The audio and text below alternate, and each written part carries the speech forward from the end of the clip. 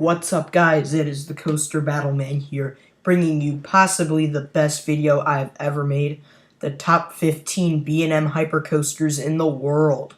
I believe there are 15 B&M hypercoasters that were built all over the world. I may be right, I may be wrong, but let's get started. And if I left out a B&M hypercoaster, let me know in the comments below, and I might remake this video. And I'm also including B&M Hyper models that are smaller than 200 feet and over 300 feet. Sorry about this thing. I was doing some nominee thing. But number 15 goes to an unknown B&M hypercoaster at Hot Go Dream World. It's new for 2016 instead of new or 2016. It's new for 2016. And there's nothing really, I don't really know much about this coaster, but I know it's a B&M hypercoaster. And yeah, that's why it's at last place. Number 14 is Hollywood Dream the Ride. Yeah, this is a smaller B&M hypercoaster. It's only 140 feet tall, but it has a few good airtime moments, and overall, it's a solid ride. It kind of meanders around. I don't really know much about this ride, but it's still a pretty good coaster. Number 13, you may be surprised with this coaster at number 13, but it is Silver Star at Europa Park. This coaster isn't really the best B&M hypercoaster. It may be one of the largest, and it has good airtime, but overall, I'm not as big of a fan. Some people have said this coaster is one of the more forceless B&M hypercoasters, and those are some reasons why it's at number 13. But it is one of the largest, which gives it an advantage.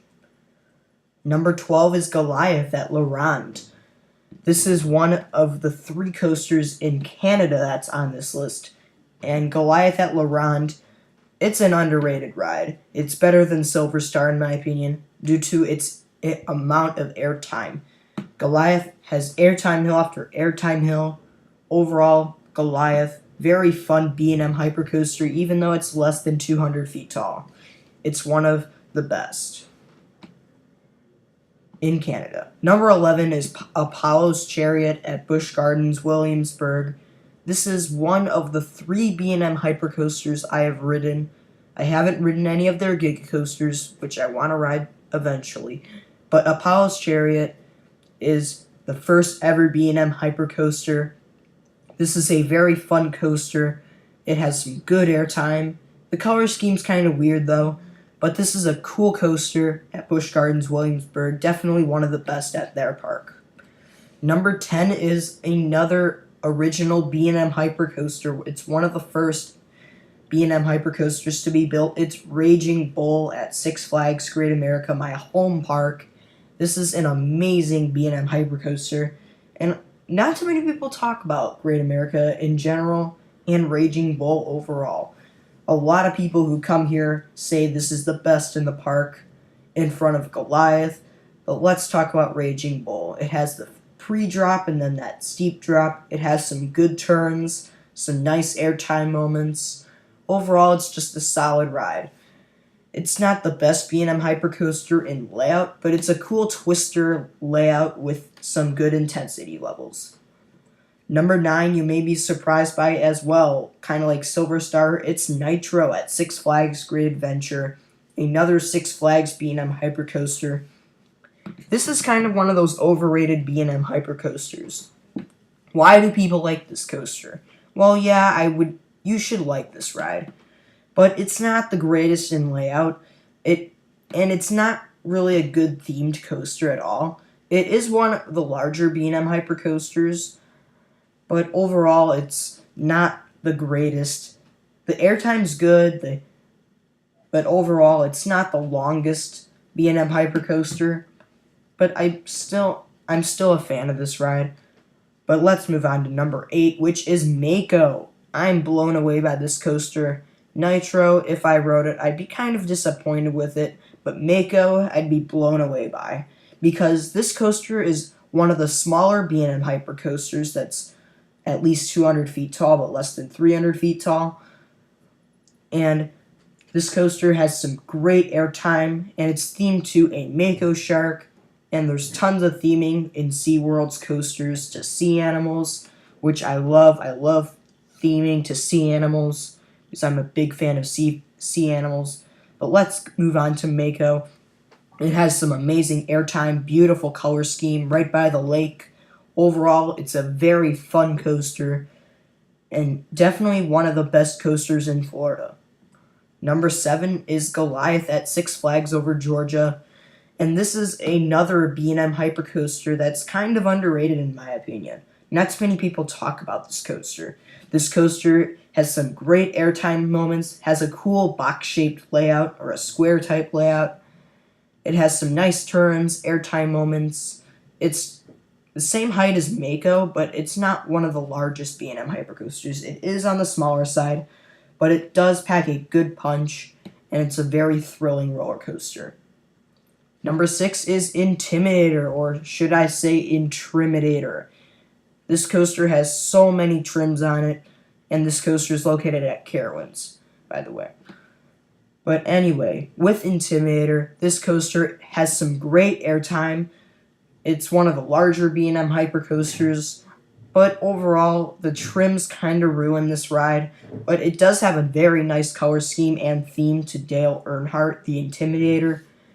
I'm a big fan of Intimidator, even though I haven't rode it. But it's kind of a disappointing B&M hypercoaster due to the trim breaks.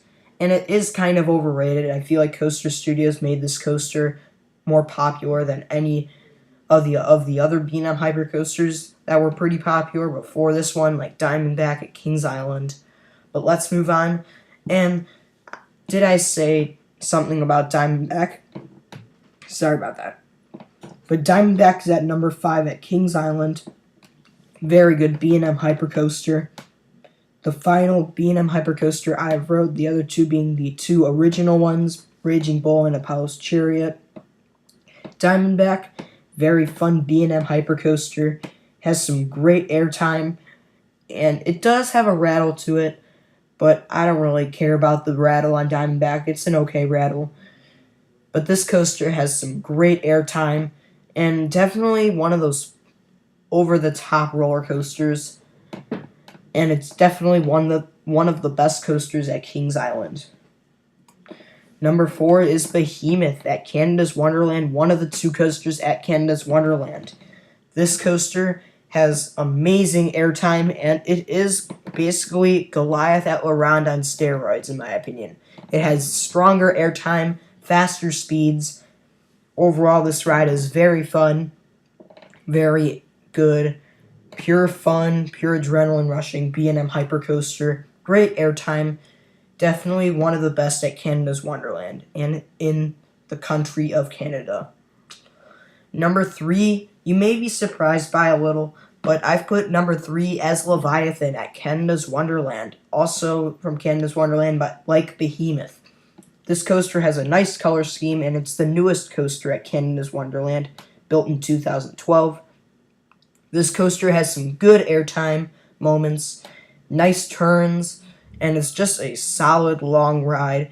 It's basically the B&M Giga Coaster version of Millennium Force, in my opinion. If you want to compare the Giga Coasters, compare the two original Giga Coasters and the newest Giga Coasters from B&M and Intamin. But moving on to Leviathan, it's a cool coaster, very large, and it feels like Millennium Force kind of. Nice long ride, but it could be longer. It's one of the shorter Giga Coasters, but it's still a very fun ride. And it is just pure fun. Number 2 is Shambhala. This is the final B&M hypercoaster that's not over 300 feet on this list. And this coaster is one of the largest B&M hyper models ever built. This coaster was built in 2012, same year as Leviathan, located at Port Adventura. This coaster is large and in charge, goes 83 miles per hour, has some amazing airtime, a figure 8 type element that is pretty cool, kind of weird but very cool and original. This coaster is relentless, great airtime, and it's basically everything you want out of a B&M hypercoaster. And you know what's number 1. It's Fury 325, the second B&M Giga Coaster ever built. And I consider it a B&M Hypermodel, but this coaster I consider best in the world. This coaster, intensity, airtime, speed, drop, height, anything you could want out of a coaster is in this ride. It got the fast drop at 95 miles per hour, 80-degree angle. It's 325 feet tall. It has some intense turns, a treble clef element. It's similar to Shambhala's figure 8 type element in the middle of the ride. There's some great airtime. You dive under a bridge. This coaster basically has it all. It's basically best in the world. It does it all. Very great ride. Fury 325. I recommend if you go to Carowinds, you ride it. And thank you for watching. Stay tuned for more videos.